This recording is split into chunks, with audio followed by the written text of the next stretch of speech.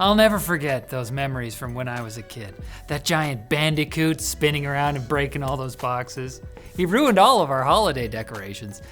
Dad never did figure out how he got in the house. Reviews for the PlayStation Portal are finally out, and according to reports, the handheld really exists, no matter what we may want. You may think a device that literally only allows you to remote play games you have installed on your PS5 is a bad idea, but did you know that if you use remote play on a tablet, you'll have to place it on a surface with a stand so it doesn't fall over? Ugh, so annoying. Seriously though, playing with the tablet would be hard to do on public transit, but the Portal can't do that anyway, since it only connects to Wi-Fi.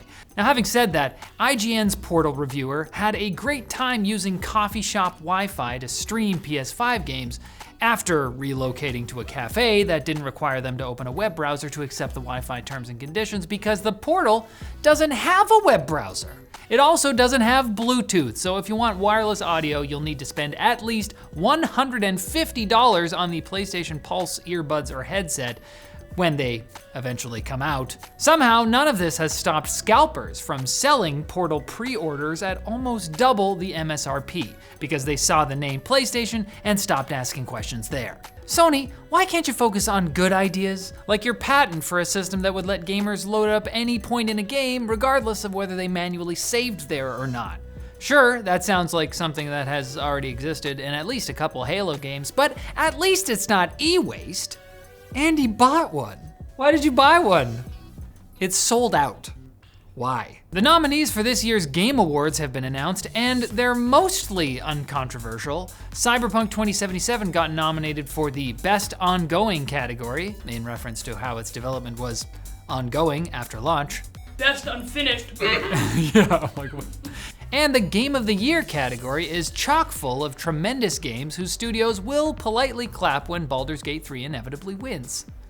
That's Jacob's take anyway. Starfield got a single nomination for the Best RPG category because Jeff Keighley could only think of 5 RPGs, I guess. Of all the RPGs out there, it's definitely one of them. It is an RPG. Perhaps the most controversial nomination, though, was given to Destiny 2 for Best Community Support. For those who don't know, just last month, Bungie laid off the majority of their community support team, so the accolades they're receiving are mostly due to people who no longer work there. Many former Bungie employees had something to say about this, like Dylan DMG Gaffner, who referenced the 2019 award Destiny 2 won for the same category. Not only did Bungie not send any community support employees to the event, instead, then Destiny bosses accepted the award, the company also reprimanded the community team for celebrating afterwards. How dare you take pride in the award you earned? Get back to work. It's Saturday. Hopefully this time, Bungie will send one of the 4 remaining community support members to Jeff Keighley's Twitch stream for game trailers. We don't know, but the whole thing is actually in his mom's basement. Hey guys, I got some cool trailers to show you. Call of Duty Modern Warfare 3 is breaking records by being the worst reviewed game in the franchise, including one of the series' worst campaigns. Based on 43 critic reviews, the PS5 version is sitting at a 56 out of 100 on Metacritic with a user score of 1.7. Wow. Some users are so upset, they're review bombing a game from 2011 by accident. Collateral damage happening. The most likely explanation for this poor reception is the game's rushed development. It was previously reported that the game was initially pitched as an expansion to Modern Warfare 2 before morphing into an entire sequel, and several former and current Call of Duty developers told Jason Schreier of Bloomberg that they had to work evenings and weekends to complete the campaign in less than half the time of previous games. Aaron Halen, head of Modern Warfare 3's development studio Sledgehammer Games, released a statement seemingly refuting some of these allegations and saying they were trying to deliver what fans wanted. The thing is, no one wanted to keep getting domed by the last game's notorious invisible tree person. That evil Groot skin is harder to find and deadlier than Waldo. He's called Wally in Britain. Where's Wally? Yes. Oi! Where'd you go, Wally? Wally! Now it's time for Quick Bits, brought to you by dbrand and their tempered glass screen protectors for the Nintendo Switch, Steam Deck, ROG Ally, and Legion Go. With flawless optical clarity, for beauty, knife-proof scratch resistance for durability, and 2 screen protectors in each order for in case you suck at putting the first one on. dbrand's tempered glass screen protectors are the best product out of all products ever. Visit mybossisveryshort.com and enter the code GAMELINKED to get 10% off your entire purchase. You know what, saying quick bits simply isn't fast enough anymore. From now on, they shall be called bits. Amazon has cut over 180 jobs in its gaming division, a number that coincidentally symbolizes the number of degrees between what the company says about Amazon games and what they do about Amazon games. VP of Amazon Games Christoph Hartmann announced the layoffs in an internal memo, saying the company is closing its game growth and crown channel initiatives. The cuts are part of CEO Andy Jassy's cost-cutting mission that, thankfully, still allows for a 24/7 licensed counselor to be available to all these people losing their jobs. I bet they're sad. Do you want to talk about it before you get the fuck out? Remedy, the developer known for their moody single-player games, is working on a free-to-play co-op multiplayer game published by Tencent, which sounds less Alan Wake and more Diablo Immortal. Do you get a Stephen King skin? Yes, but it's $20. But if you were worried that the iconic studio behind Max Payne was about to join BioWare by pulling an Anthem, this week Remedy said they're rebooting the game you just heard of, codenamed Vanguard.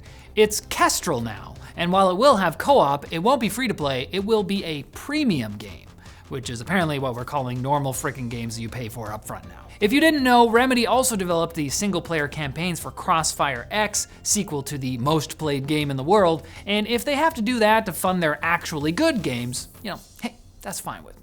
Netflix has announced it will be adding several games, both new and old, to its growing library. Some, like Shadow and Bone Enter the Fold, are currently available, while others, like indie smash hit Hades, are merely listed as coming soon. Hades is great. I don't even like roguelites, and I love that game.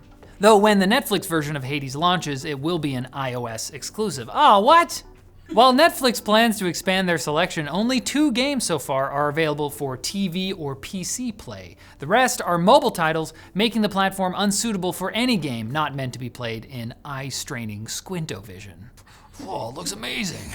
Sonic the Hedgehog is tired of fast games, so he's getting a new board game. Again, technically, there was another one in 2018 that called Knuckles Nukes. Just so you know.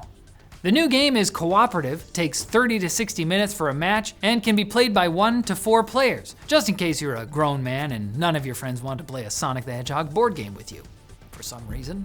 It's also rated 14 and up, either because of the relative complexity of the rules, or out of a well-meaning desire to prevent more impressionable young children from Googling Sonic fan art. What has been seen cannot be unseen. This is no joke. And Xbox, in partnership with Warner Bros., has launched a sweepstakes offering Willy Wonka-themed Xbox accessories, including a fully edible chocolate controller and a non-edible, non-chocolate controller. Don't mix them up. Don't get confused. Though, with enough determination, you can eat any controller you want. It's a perfect crossover of console gamers and Confectionaries. Timothy Chalamet fans. There's also a chocolate-inspired but not actually chocolate Xbox that comes with a unique console display, which has the special feature of taking up even more space inside your house. Why is this? There are also 5 gaming-themed truffles, which I assume you can eat, but I'm not taking any chances. And chances are high that you should come back on Thursday for more game news. RNG won't let you down this time. For a second there, I thought that was like Riley News Group. That's not. No. It's basically what we are, though. Yeah, the Riley News Group.